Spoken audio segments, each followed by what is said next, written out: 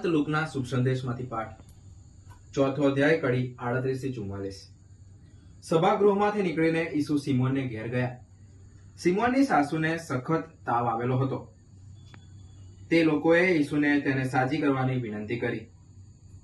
તેમણે તેના ઉપર ઝૂકીને તાવને આજ્ઞા કરતા તેનો તાવ ઉતરી ગયો અને તે એકદમ ઊભી થઈને તેમની સેવા કરવા લાગી.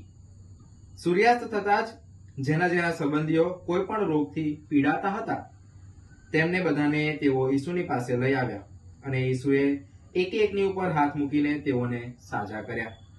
ઘણામાંથી તો અબૂતો પણ તું ઈશ્વરનો પુત્ર છે એમ બૂમો પાડતા પાડતા બહાર નીકળ્યા. પરંતુ ઈસુએ તેમને બોલવાની મના કરી, કારણ પોતે ખ્રિસ્ત છે એની એ લોકોને ખબર નહોતી. પરોઢ થતા જ ઈસુ બહાર નીકળીને એકાંત જગ્યાએ ચાલ્યા ગયા.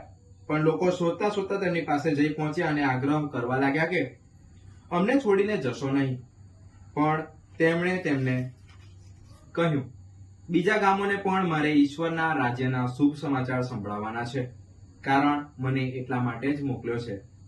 અને એમણે યહૂદિયાના સભાગૃહોમાં શુભ સંદેશની ઘોષણા કરવાનું ચાલુ રાખ્યું. આ પ્રભુની વાણી છે, તે આપણો આધાર છે. જય ઈસુ. વાલા ધર્મજનો, એક વખત એક નર્સ જેણે દિવસ અને રાત સતત હોસ્પિટલમાં નોકરી કરી હતી, આખો દિવસ અને આખી રાત સતત કાર્યમાં, સતત પેશન્ટ્સની પાછળ ઘણું કાર્ય કર્યું હતું, તે જ્યારે જોબ પરથી છૂટી, નાઇટ ડ્યુટી પૂરી થઈ અને ઘરે આવી ત્યારે એણે કહ્યું કે જેવું જ હું હોસ્પિટલમાંથી બહાર નીકળી મારામાં ફરી નવી શક્તિ હતી, ફરી મારામાં નવી તાજગી હતી.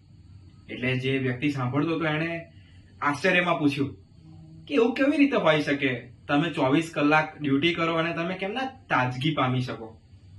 એટલે નર્સે બહુ સરસ જવાબ આપ્યો, જેટલી વાર મેં દર્દીના આંખોના આંસુ લૂછ્યા ને એટલી વાર મારા હૃદયમાં મને જાણે હું સાજી થતી હોય એવો અનુભવ થવા લાગ્યો. જેટલી વખત મેં દર્દીનો હાથ પકડ્યો અને મદદ કરવા માટે, એટલી વખત મને એવું લાગ્યું કે મારા દુઃખોમાં મને કોઈક મદદ કરી રહ્યું છે. મારા વાલા ધર્મજનો, શું આપણા જીવનમાં પણ આનો અનુભવ થાય છે ખરો? આજના શુભ સંદેશમાં આપણે સાંભળ્યું કે ઈસુ ગામે ગામ ફરવાની વાત કરે છે. જ્યારે લોકો એમને કહે છે કે ના, તમે અહીંયા રોકાઈ જાઓ, અમને છોડીને જશો નહીં, ત્યારે ઈસુ કહે છે ના, મારે અન્ય ગામોમાં જવાનું છે, શુભ સંદેશની ઘોષણા કરવાની છે, કારણ મને એની માટે જ મોકલ્યો છે. મારા વાલા ધર્મજનો, એ ઉદાહરણ આપણને મોટી વસ્તુ શીખવાડી જાય છે. જેટલું આપણે આપીએ છીએ એટલું આપણને પ્રભુ તરફથી મળે છે. નિસ્વાર્થ ભાવના એ જ ઈશ્વરના પ્રેમનું પ્રતિબિંબ છે. નિસ્વાર્થ ભાવના એ જ ઈશ્વરના પ્રેમનું પ્રતિબિંબ છે. બીજું આપણને જે શીખવા મળે છે આજે, એ છે પ્રેરણા અને ઉત્સાહ. ઈસુ એક ગામ જાય છે, બીજા ગામ જાય છે, પણ થાકતા નથી.